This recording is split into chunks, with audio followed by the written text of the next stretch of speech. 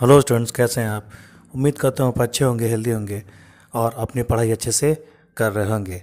बहुत से बच्चों के एग्ज़ाम चल रहे होंगे, तो उनको एग्ज़ाम के लिए बहुत बेस्ट ऑफ लक, बहुत बहुत उनके लिए कॉन्ग्रेचुलेशन। वो एग्ज़ाम में अच्छा करें और बहुत अच्छा नंबर वो स्कोर करें। बहुत से स्टूडेंट्स ने मुझे सेंड किया था कि सर सिविक्स में क्लास 8 के सिविक्स के चैप्टर 6, 7, 8, 9 का वीडियोज़ आप बनाइए। तो 10 का तो बना चुका हूँ, 9 का आज मैं आपको बना करके दे रहा हूँ। ठीक है, थोड़ा अपना भी जॉब होता है, प्राइवेट जॉब है, प्राइवेट नौकरी है, करनी पड़ती है जो भी। लेकिन जो भी समय बचता है मैं प्रयास करता हूँ कि आपकी उसमें सर्विस कर सकूँ, आपकी सेवा उसमें कर सकूँ। ठीक है, अगर आपने क्लास 8 के new long man Vistas book के हिस्ट्री के, ज्योग्राफी के चैप्टर्स के एक्सप्लेनेशन या एक्सरसाइज के वीडियो नहीं देखे हैं तो वीडियो के डिस्क्रिप्शन में जाइए या चैनल विजिट करिए। चैनल के वीडियो सेक्शन में या प्लेलिस्ट सेक्शन में आप जा कर के उस वीडियो को देख सकते हैं। तो फिलहाल चलिए बिना कोई देर किए चैप्टर को स्टार्ट करते हैं।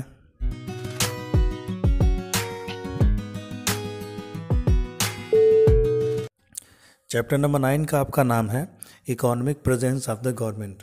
ठीक है, गवर्नमेंट की जो इकोनॉमिक प्रेजेंस कैसे होती है, इकोनॉमी क्या होती है, गवर्नमेंट की इकोनॉमी कैसे चलती है, या कंट्री की इकोनॉमी कैसे चलती है, या इकोनॉमी को गवर्नमेंट कंट्रोल कैसे करती है, इन्हीं सब के बारे में चैप्टर में आपको पढ़ना है।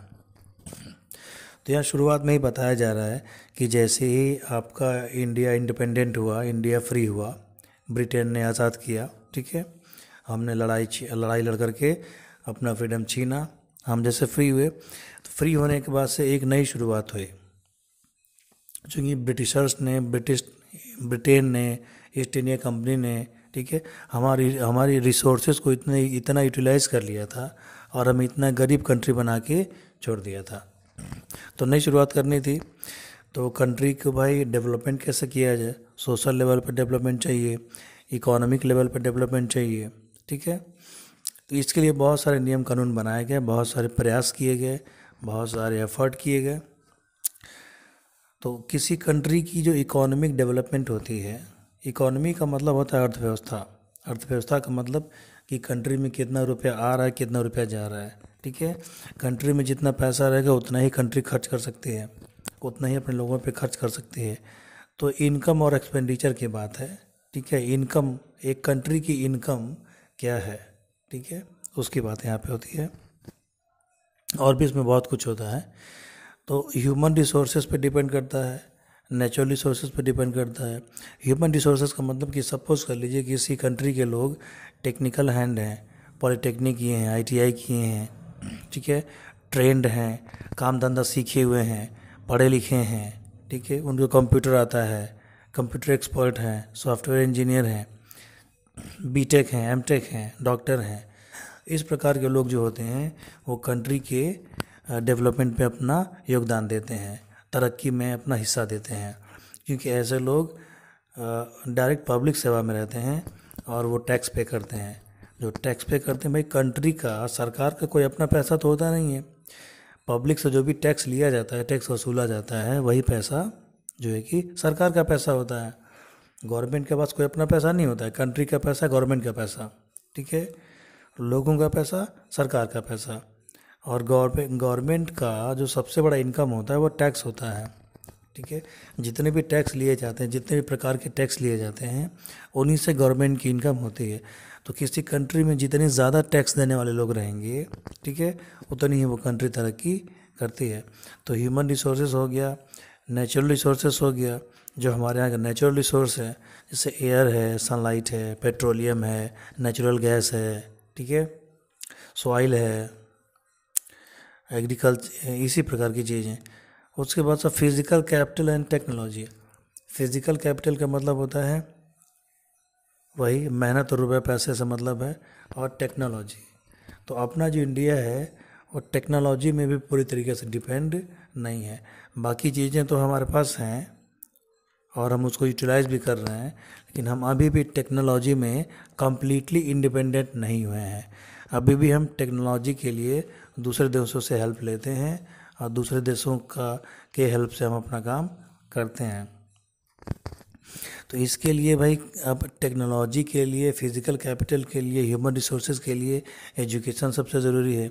जितने ज़्यादा एजुकेशन आप प्रोवाइड कराएंगे अपने लोगों को, कोई कंट्री जितनी अच्छी से अच्छी एजुकेशन प्रोवाइड कराएगी, टेक्निकल एजुकेशन प्रोवाइड कराएगी, बेटर एजुकेशन प्रोवाइड कराएगी, उसके डेवलपमेंट के चांसेस उतने ज़्यादा रहते हैं और उतना ही उसके पास जो कि ह्यूमन रिसोर्सेज आएगा। ठीक है, तो भाई एग्रीकल्चर को डेवलप करना था, इंडस्ट्री को डेवलप करना था, फाइनेंस को डेवलप करना था, टेक्नोलॉजी बनानी थी, ट्रांसपोर्ट को डेवलप करना था, एजुकेशन और हेल्थ को डेवलप करना था। तो प्रेजेंट टाइम की जो गवर्नमेंट थी नेहरू जी की, उस गवर्नमेंट ने 5 ईयर प्लान नाम की स्कीम बनाई, यानी हर 5 साल पे प्लान चेंज करने का। 5 ईयर प्लान का मतलब होता है कि हमको किन क्षेत्रों में डेवलप करना है, कौन से एरिया में हमको सुधार करना है, डेवलपमेंट के काम कौन से एरिया में करने हैं, उसको पहले आइडेंटिफाई किया जाएगा। उसके बाद सब प्लान बनाए जाएंगे और ऐसे प्लान बनाए जाएंगे जो 5 साल में पूरे हो सकें, उनका टारगेट हम 5 साल में पूरा कर सकें। क्योंकि अपने यहाँ हर 5 साल में, हर 5 ईयर्स पे इलेक्शन होता है और गवर्नमेंट बदलने का खतरा रहता है। कभी कभी गवर्नमेंट नहीं भी बदलती है, कभी कभी गवर्नमेंट बदल जाती है। तो इसलिए 5 साल का ही टाइम रहता है, उसी के अकॉर्डिंग प्लान बनाया जाता है। तो सबसे पहले 1951-50 के आसपास पहला 5 ईयर प्लान बना था, जिसके ऑब्जेक्टिव क्या थे, जिसके उद्देश्य क्या थे? टू इंक्रीज नेशनल इनकम, राष्ट्रीय इनकम को बढ़ाना, to develop agriculture and industry, agriculture का, खेती बाड़ी का और इंडस्ट्री का दोनों का साथ साथ विकास करना, to utilise human as well as resources such as water energy, water source का, एनर्जी रिसोर्सेज का, मिनरल्स का सही से यूज़ करना, to provide employment opportunities and reduce employment, बेरोजगारी को घटाना, गरीबी को घटाना और सबको रोज़गार प्रोवाइड कराना। इतने सारे लक्ष्य तय किए थे, इतने सारे टारगेट तय किए गए थे पहले 5 ईयर प्लान में। ठीक है, तो पहले 5 ईयर प्लान में जितने टारगेट सेट किए गए थे सभी पूरे नहीं हो पाए, कुछ टारगेट पूरे हुए। फिर इसके बाद से हर 5 ईयर्स पे प्लान बदलता गया, नई नई चीज़ें आती गईं। ठीक है, और ये चीज़ें होती गईं। जो इसी तरीके से जो 12th आपका 5 ईयर प्लान था, 12वां जो 5 ईयर प्लान था, और 2012 से 2017 तक चला। ठीक है, उसके बाद से 2014 में जब मोदी गवर्नमेंट आई तो इन्होंने प्लानिंग कमीशन का नाम बदल करके नीति कर दिया, नीति आयोग कर दिया। नीति का full form national institute for transforming India. ठीक है, नीति आयोग कर दिया। अब ये जो इंडिया में डेवलपमेंट कैसे करना है, किन किन चीज़ों में फोकस करना है, क्या क्या करना है, क्या क्या चीज़ें करनी है, ये सभी चीज़ें जो है कि नीति आयोग जो है कि बनाता है, काम करता है। नीति आयोग क्या करता है, इसके वर्क दिए गए हैं, देख लीजिए ध्यान से। Eliminate poverty and provide a better chance to citizens, गरीबी दूर करने के लिए और इंडिया के हर सिटीजन को अच्छा जीवन कैसे दिया जाए इसके बारे में सोचता है। Remove caste and gender based inequality, caste के आधार पे और जेंडर के आधार पे जो इनइक्वलिटी, जो असमानता होती है, उसको कैसे दूर किया जाए। Integrated village with the overall development process of the country, गाँवों का विकास कैसे किया जाए। भाई सिटी है तो सिटी में तो विकास होता रहता है, डेवलपमेंट होता रहता है, लेकिन इंडिया गाँवों का कंट्री है। 65% से ज़्यादा लोग अभी भी इंडिया के विलेज में ही रहते हैं। तो विलेज को कैसे डेवलप किया जाए, अच्छी सड़कें वहाँ कैसे दी जाए, रोज़गार कैसे दिए जाएँ, इंटरनेट फैसिलिटीज़ कैसे दिए जाएँ, जो पब्लिक फैसिलिटीज़ हैं उनको कैसे दिए जाएँ, इसके बारे में भी नीति आयोग प्लान बनाता है। Generate employment of the way of providing policy support to business, भाई गवर्नमेंट जॉब तो सबको दी नहीं जा सकती, तो प्राइवेट जॉब करना है, अपना बिजनेस भी खड़ा करना है। ठीक है, उद्योग धंधा भी डेवलप करना है, तो उसके लिए क्या किया जाए, क्या ना किया जाए, इसके बारे में भी एडवाइस देता है। सेफ गार्ड नेशनल इन्वायरमेंट, जो पर्यावरण है उसको कैसे बचाया जाए और इकोलॉजिकल हेरिटेज को कैसे मेंटेन किया जाए, इसके बारे में भी नीति आयोग सोचता है। ठीक है, उसके बाद से अगली आपकी हेडिंग है एग्रीकल्चर अंडर 5 ईयर प्लान। जितने 5 ईयर प्लान बनाए गए 1951 से लेकर के और 2017 तक या अब तक, उसमें एग्रीकल्चर में कितना सुधार हुआ, आइए देखते हैं। यानी कि इंडिया में जो आपकी इंडस्ट्री है लगभग वो एग्रीकल्चर बेस्ड इंडस्ट्री है। 70% है, 70% ऑफ पॉपुलेशन जो हमारी है वो एग्रीकल्चर में अपना रोजगार खोजती है। ठीक है, यानी उनके कमाई का जरिया एग्रीकल्चर ही है। तो जब 70% इंडिया में लोगों के कमाई का जरिया एग्रीकल्चर है, तो फिर एग्रीकल्चर में डेवलपमेंट की बहुत ज़्यादा ज़रूरत पड़ती है। ऐसा नहीं है कि एग्रीकल्चर के डेवलपमेंट के लिए एफर्ट नहीं किए गए, प्रयास नहीं किए गए, रूल रेगुलेशन नहीं बनाए गए, रिसर्च नहीं हुए, लेकिन उसी हिसाब से हमारी पॉपुलेशन भी बढ़ती गई, लोगों का प्रेशर बढ़ता गया, लोग बढ़ते गए और वो सुविधाएं कम दिखने लगी, वो सुविधाएं कम होने लगी। ठीक है, गेहूँ हो गया, चावल हो गया, ज्वार हो गया, बाजरा हो गया, इन फसलों का अधिकाधिक विकास किया गया ताकि देश में खाने पीने की कमी ना हो। ठीक है, फूड ग्रेन्स की कमी ना हो। ठीक है, तो शुरू से ही अंग्रेज़ों के समय से लेके ही सुधार होते रहे।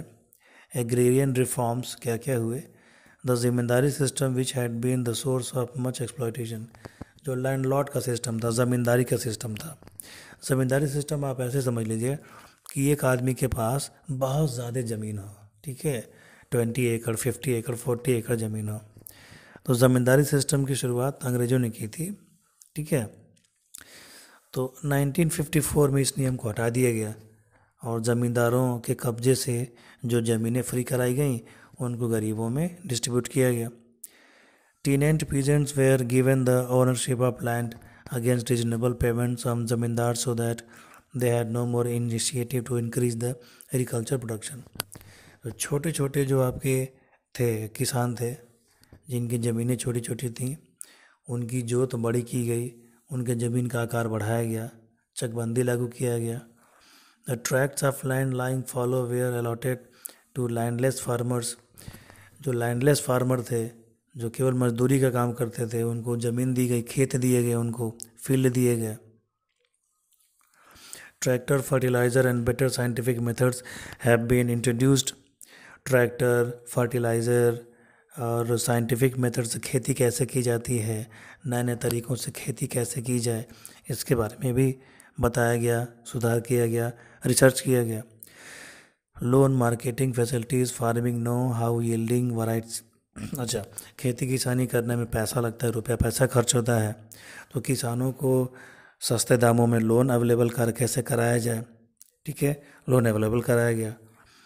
अच्छा, वो उनकी जो फसल पैदा हुई है, जो फसल रेडी उनकी है, उसको मार्केट में कैसे बेचा जाए, क्या व्यवस्था किया जाए, क्योंकि किसान अपनी फसल जब तक बेचेगा नहीं, कुछ तो वो रखता है अपने पास और कुछ वो फसल जो है कि बेच देता है ताकि उसको पैसे मिलें, ताकि अगली फसल वो बो सके। तो इन सब चीज़ों के लिए भी व्यवस्था की गई और किसान के पास पैसे की कीमत कमी ना हो। ठीक है, फसल बोने के लिए उसके पास पैसे हो, फसल काटने के पैसे हों, फसल जब तक पकती नहीं है, बोने से लेके पकने तक पैसा लगाना पड़ता है। तो उसके लिए 1982 में नाबार्ड नाम का एक बैंक बनाया गया, national bank of agriculture and rural development, shortcut में से हम नाबार्ड कहते हैं। वो सेटअप किया गया रिजर्व बैंक के द्वारा। ठीक है, और बाकी जो आपके प्राइवेट या गवर्नमेंट के बैंक थे उनको भी ये कहा गया, टाई अप किया गया, प्लान बना कि वो लोन देने में पीछे न रहें। ठीक है, किसानों को लोन वो दें, लोन देने में पीछे ना रहें। उसके बाद से गांव के लोगों को एजुकेट किया गया, एजुकेशन दी गई। ठीक है, उनको समझाया गया और जो नई नई चीज़ें आ रही थी मार्केट में, जो नए नए साइंटिफिक मेथड से खेती हो रही थी, उसके बारे में बताया गया, क्योंकि वो पुराने तौर तरीक़ों से खेती करते थे और पुराने तरीके से खेती करके वे ज़्यादा प्रोडक्शन नहीं कर पा रहे थे, तो इसके लिए उनको जो है कि समझाया गया। ठीक है, उसके बाद से इरिगेशन फैसिलिटीज़, जो इरिगेशन मतलब होता है सिंचाई। भाई फसल कैसे तैयार होगी जब तक उसको आप सिंचाई का मौका नहीं देंगे, सफिशिएंट वाटर जब तक नहीं उपलब्ध कराएंगे तो सिंचाई कैसे होगी। तो इसके लिए जो है क्या किए गए, बहुत प्रकार के डैम बनाए गए। ठीक है, मल्टीपर्पज़ रिवर प्रोजेक्ट बनाए गए, बांध बनाए गए, डैम बनाए गए, रिवर के वाटर को रोका गया, उनसे कैनाल्स, नहरें निकाली गई। ठीक है, और उन जमा हुआ पानी, जो इकट्ठा हुआ पानी था, ठीक है, उससे जो है कि हाइड्रो इलेक्ट्रिक पावर जनरेट किए गए, बिजली बनाई गई है, ठीक है।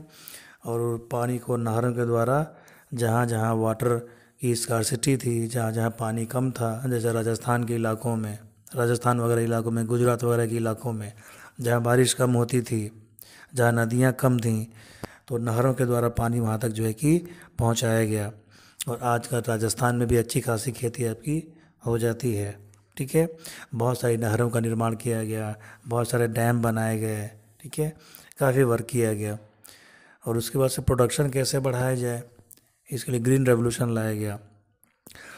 तो भाई उसी खेत में ज़्यादा से ज़्यादा हम प्रोडक्शन कैसे ले सकते हैं।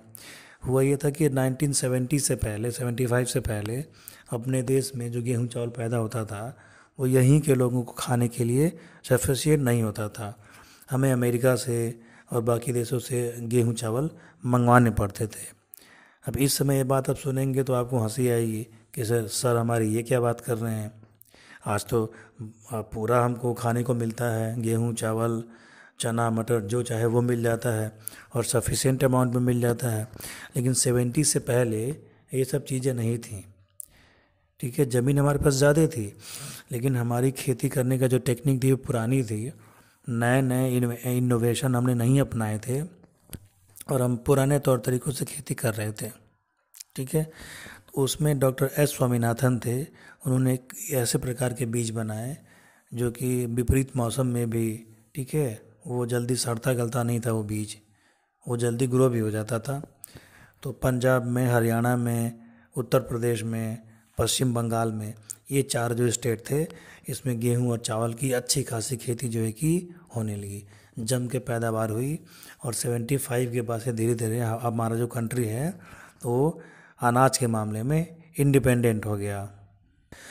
अब जो अगला आपका हेडिंग है industrial development under 5 year plans.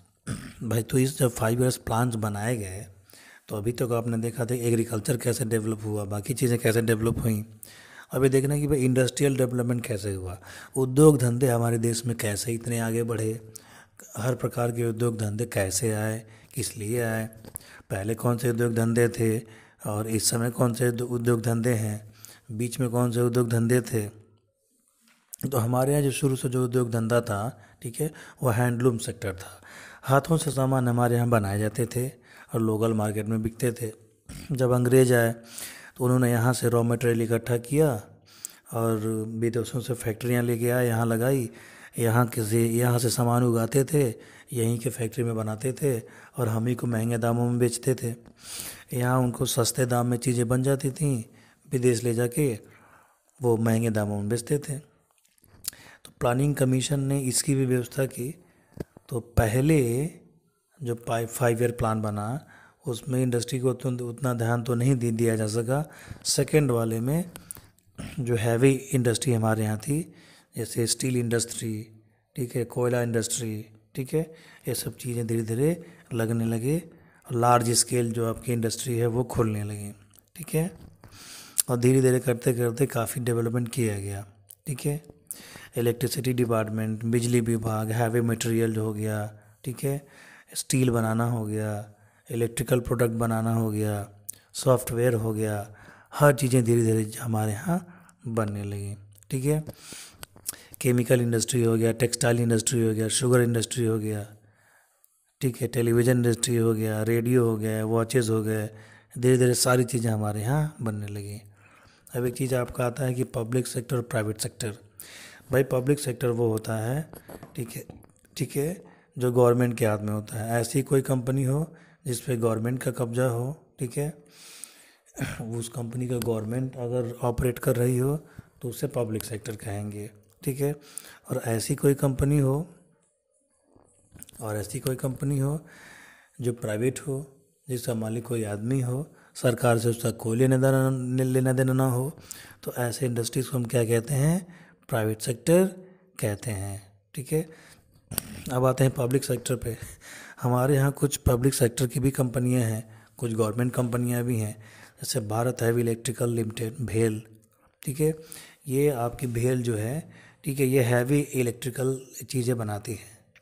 अभी कोरोना में जो वेंटिलेटर वगैरह बने थे, ठीक है, जो वेंटिलेटर वगैरह बने थे वो भेल कंपनी ने वेंटिलेटर बनाए थे, और बाकी और भी चीज़ें जो है कि बनाती है। फिर आपको ONGC है, oil and natural gas corporation. ये ONGC जो आपकी कंपनी है ये पेट्रोलियम पदार्थ की कंपनी है, ठीक है। नेचुरल गैस के सोर्स कहाँ कहाँ हैं, कहाँ कहाँ और मिल सकते हैं, जहाँ मिले हैं वहाँ गैस कैसे बनाया जाएगा, खुदाई कैसे की जाएगी, पेट्रोलियम कैसे निकाला जाएगा, ये सब इसके जिम्मे होता है। एक और कंपनी है NTPC, national thermal power corporation. ये बिजली बनाने वाली कंपनी, इलेक्ट्रिसिटी बनाती है ये, ठीक है, थर्मल पावर जनरेट करती है। और Indian railway construction company IRCON, तो इरकन जो है ये रेलवे के लिए कंस्ट्रक्शन का काम करती है। उसके बाद से हमारे यहाँ बहुत सारे प्राइवेट सेक्टर भी हैं, प्राइवेट कंपनियाँ हमारे यहाँ ज़्यादा हैं, अब तो और भी ज़्यादा हो गई हैं, ठीक है। तो प्राइवेट कंपनियों के भी एग्जांपल आपके हैं, जैसे प्रॉक्टर एंड गैम्बल हो गया, हिंदुस्तान यूनिलीवर लिमिटेड हो गया, रिलायंस हो गया, गोदरेज हो गया, ठीक है, एयरटेल हो गया, वोडाफोन हो गया, ठीक है, एनरॉन हो गया। बहुत सारी कंपनियां आपकी प्राइवेट कंपनियां हैं, ठीक है।